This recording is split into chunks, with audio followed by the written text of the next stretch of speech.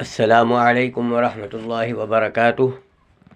1 minute کے مدرسے سے سبق نمبر 23۔ نحمدہ ونصلی علی رسولہ الکریم۔ نمبر 1، ترجمہ اذکار نماز۔ یوم الدین، روز جزا۔ ایاک، آپ ہی کی، نعبد، ہم عبادت کرتے ہیں۔ ایاک نعبد، ہم آپ ہی کی عبادت کرتے ہیں۔ نمبر 2، نماز کی سنتیں۔ نمبر 3، گھٹنوں کو پکڑنے میں انگلیوں کو کشادہ رکھنا، مردوں کے لیے۔ نمبر 4، رکوع میں پنڈلیوں کو سیدھا رکھنا۔ نمبر 5، پیٹھ کو بچھا دینا، مردوں کے لیے۔ نمبر 3، بڑے بڑے گناہ جو بغیر توبہ کے معاف نہیں ہوتے اور ایک گناہ بھی اوپر سے نیچے گرا دینا، یعنی جنت سے جہنم میں لے جانے کے لیے کافی ہے، مگر اللہ تعالیٰ جس پر فضل فرمائے۔ نمبر 21، کسی دنیاوی رنج کی وجہ سے اپنے مسلمان بھائی سے 3 دن سے زیادہ بولنا چھوڑ دینا۔ نمبر 22، کسی جاندار کی تصویر بنانا۔ نمبر 23، کسی کی زمین پر مورثی کا دعویٰ کرنا۔ نمبر 4، گناہ کے نقصانات جو دنیا میں پیش آتے ہیں۔ نمبر 21، اللہ تعالیٰ کی عظمت دل سے نکل جاتی ہے، اور جب اس کے دل میں اللہ تعالیٰ کی عظمت نہیں رہتی تو اللہ تعالیٰ کی نظر میں اس کی عظمت نہیں رہتی، پھر یہ شخص لوگوں کی نظروں میں ذلیل و خوار ہو جاتا ہے۔ نمبر 22، نعمتیں چھن جاتی ہیں، بلاؤں اور مصیبتوں کا ہجوم ہوتا ہے۔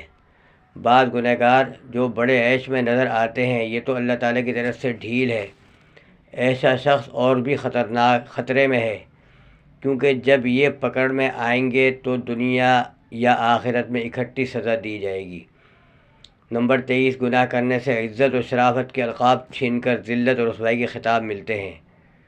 مثلا نیکی کرنے سے جو شخص نیک، فرما بردار، تہجد گزار کہلاتا ہے، اگر خدا نخواستہ گناہ کرنے لگا تو اب وہی شخص فاجر، زانی، ظالم وغیرہ کہا جاتا ہے۔ نمبر 5، طاعت کے فائدے جو دنیا میں ملتے ہیں۔ نمبر 21، سورہ واقعہ پڑھنے سے فاقہ نہیں ہوتا۔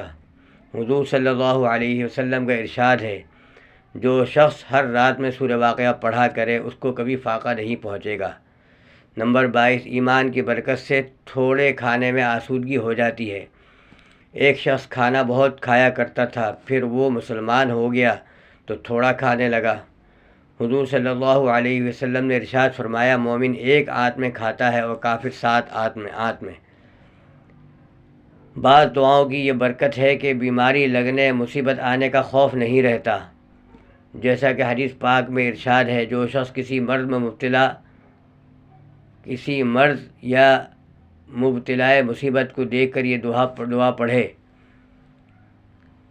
کسی مریض یا مبتلا مصیبت کو دیکھ کر یہ دعا پڑھے، الحمدللہ الذی عافانی مما ابتلاک بہ وفضلنی علی کثیر ممن خلق تفضیلا، وہ مصیبت ہرگز اس شخص کو نہ پہنچے گی۔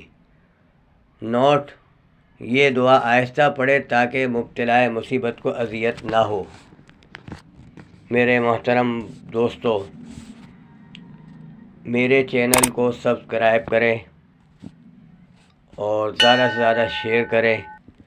اگر ویڈیو پسند آئے تو کمنٹ باکس میں اپنے رائے کا اظہار ضرور کریں۔